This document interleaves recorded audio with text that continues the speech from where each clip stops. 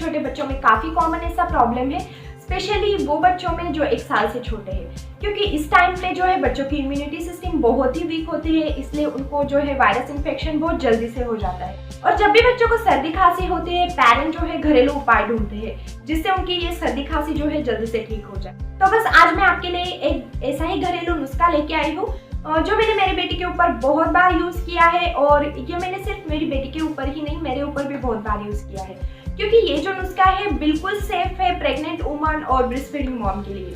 तो चलिए फटाफट से जो है वीडियो शुरू करते हैं।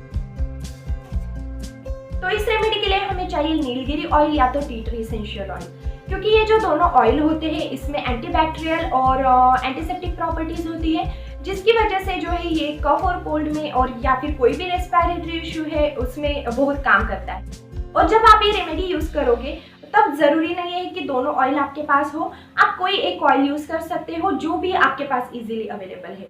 और जब भी आप ये इसेंशियल ऑयल जो है अपने ऊपर या तो फिर अपने बच्चों के ऊपर यूज कर रहे हो, तो इसे यूज करने के कुछ तरीके होते हैं, तभी ये अच्छे से काम करते हैं। तो आइए चलिए देखते हैं कि इसके तरीके क्या है।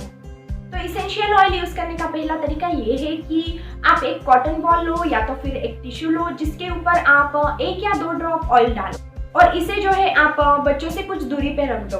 इससे ये होगा कि उसका स्मेल जो है वो बच्चों तक आएगा और ये जो है उनके कुछ रेस्पिरेटरी इशू है या तो कफ और कोल्ड हुआ है उनको, उसमें काफी अच्छे से काम करेगा। उसके बाद दूसरा तरीका ये है कि 1-2 ड्रॉप ऑयल जो है आप बच्चों के कपड़ों के ऊपर डाल दो या तो उनके बेड के ऊपर डाल दो।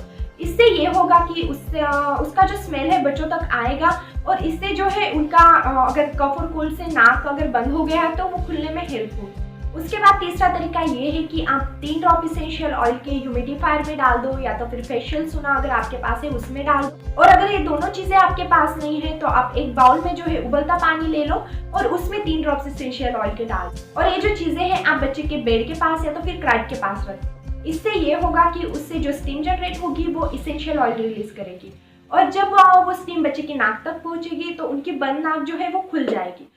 ये जो तरीका है काफी अच्छा है, तो आप ये भी ट्राई कर सकते हो। उसके बाद सबसे आखिरी तरीका ये है कि आप 1 ड्रॉप इसेंशियल ऑयल का और 5 ड्रॉप कोकोनट ऑयल के ले लो और इसे अच्छे से मिक्स कर दो। आप कोकोनट ऑयल की जगह जो है ऑलिव ऑयल भी ले सकते हो और ये जो मिक्सचर है आप बच्चे की चेस्ट पे और गले पे लगा लो। इससे ये होगा कि उसका जो स्मेल है बच्चा अच्छे से ले पाएगा और ये जो चीज़ है बच्चों में गर्माहट भी बनाएगी, तो इससे जो है उनको कोल्ड में काफ़ी रिलीफ मिलेगा। तो बस यही सारे तरीके थे इसेंशियल ऑयल यूज़ करने के, जिससे आप इसेंशियल ऑयल जो है सेफली यूज़ कर सकते हो। ये जो है मेरी नंबर 1 फेवरेट होम रेमेडी है, क्योंकि ये मेरी बेटी के ऊपर हमेशा काम करती है और मुझे विश्वास है कि ये आपके बच्चों के ऊपर भी काम करेगी।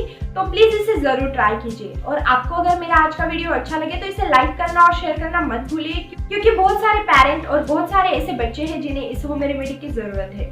तो प्लीज इसे शेयर जरूर करो और अगर इन फ्यूचर आप मेरे कुछ ऐसे ही अच्छे वीडियो देखना चाहते हो तो चैनल को सब्सक्राइब करके बेल आइकन को भी हिट करो, ताकि आपको नोटिफिकेशन मिलती रहेगी जब भी मैं वीडियो अपलोड करूंगी, क्योंकि हर रोज जो है मैं वीडियो अपलोड करती हूँ।